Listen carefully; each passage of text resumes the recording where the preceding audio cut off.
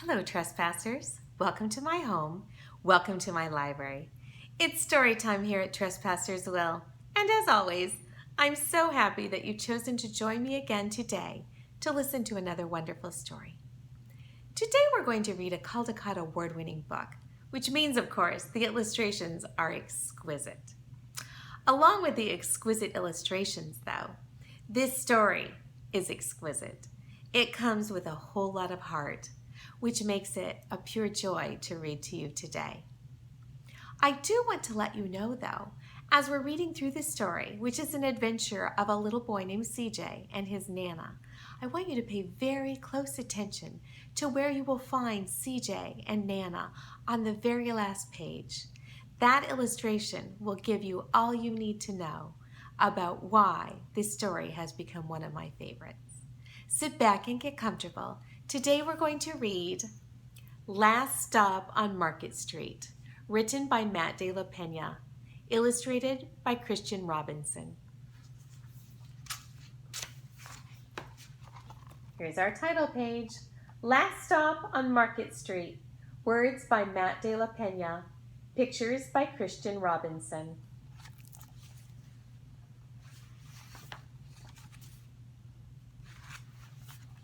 CJ pushed through the church doors and skipped down the steps.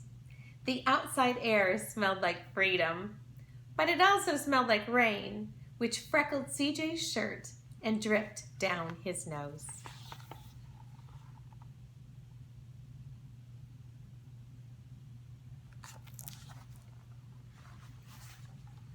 He ducked under his Nana's umbrella, saying, "How come we gotta wait for the bus in all this wet?" "Trees get thirsty too," his Nana told him. "Don't you see that big one drinking through a straw?" CJ looked for a long time, but never saw a straw.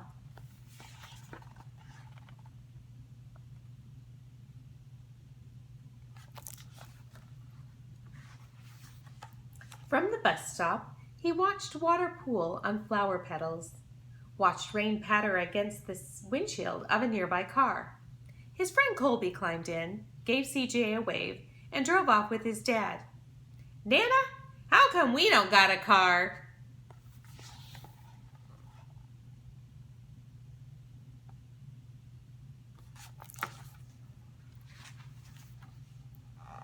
"Boy, what do we need a car for? We got a bus that breathes fire, and old Mr. Dennis, who always has a trick for you." The bus creaked to a stop in front of them. It sighed and sagged, and the doors swung open.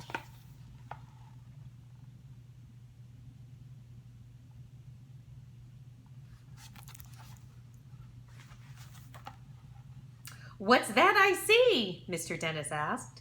He pulled a coin from behind CJ's ear and placed it in his palm. Nana laughed her deep laugh and pushed CJ along. They sat right up front. The man across the way was tuning a guitar. An old woman with curlers had butterflies in a jar. Nana gave everyone a great big smile and a good afternoon. She made sure CJ did the same.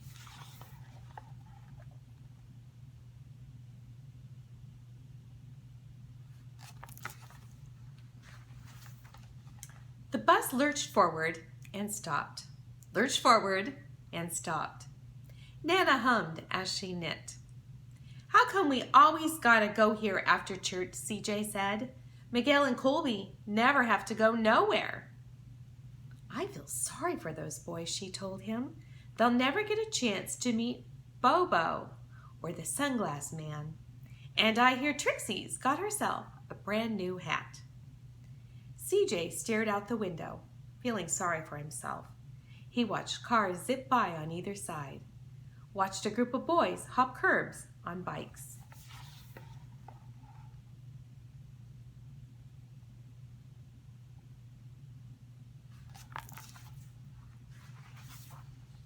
A man climbed aboard with a spotted dog. CJ gave up his seat. "How come that man can't see?" "Boy, what do you know about seeing?" Nana told him. "Some people watch the world with their ears." "That's a fact. Their noses too," the man said, sniffing at the air. "That's a mighty fine perfume you're wearing today, ma'am."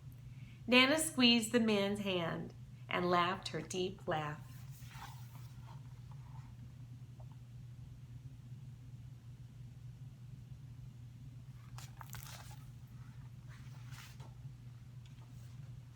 Two older boys got on next.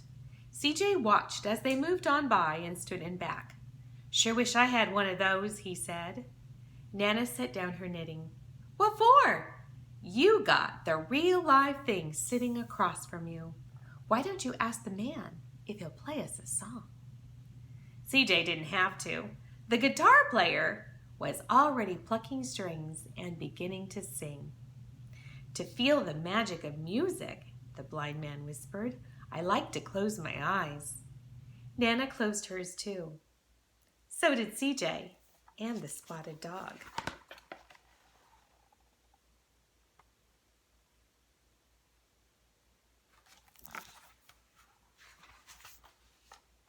And in the darkness, the rhythm lifted CJ out of the bus and out of the busy city.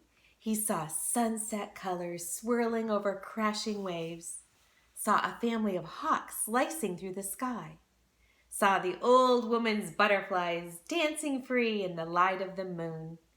CJ's chest grew full, and he was lost in the sound, and the sound gave him the feeling of magic.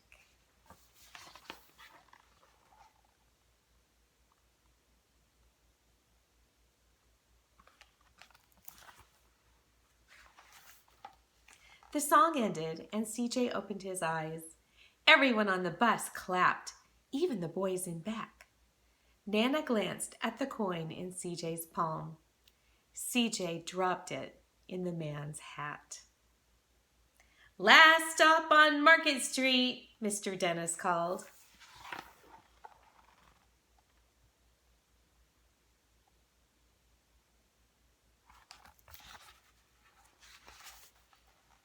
CJ looked around as he stepped off the bus. Crumbling sidewalks and broken down doors, graffiti-tagged windows and boarded-up stores. He reached for his Nana's hand. "How come it's always so dirty over here?" She smiled and pointed to the sky. "Sometimes when you're surrounded by dirt, CJ, you're a better witness for what's beautiful."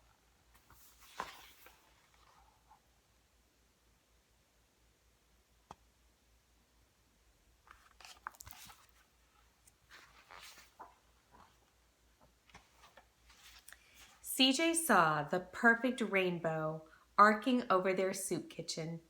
He wondered how his Nana always found beautiful where he never even thought to look.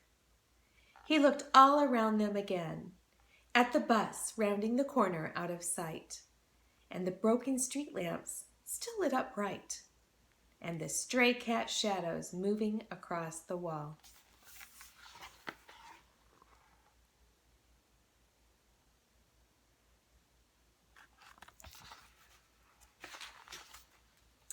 When he spotted their familiar faces in the window, he said, "I'm glad we came."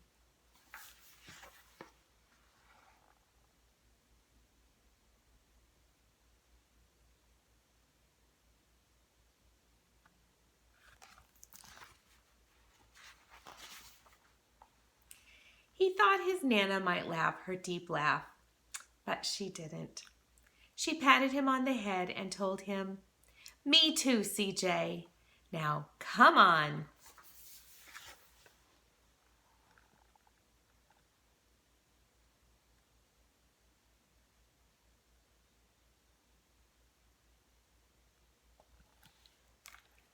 The end.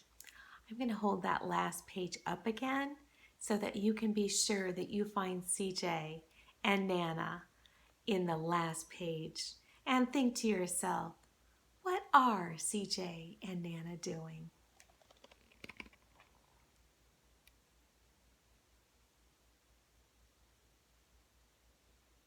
And I'm wondering if you can also find Bobo and the sunglass man and the woman with the new hat.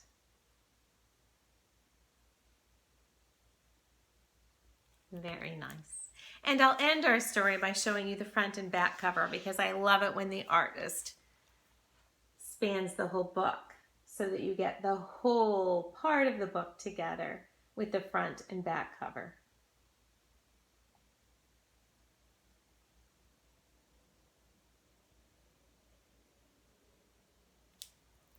And that, my trespassing friends, is the wonderful, heartfelt, exquisitely illustrated story called Last Stop on Market Street.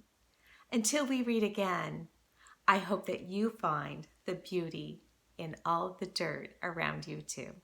Have a wonderful day. Bye.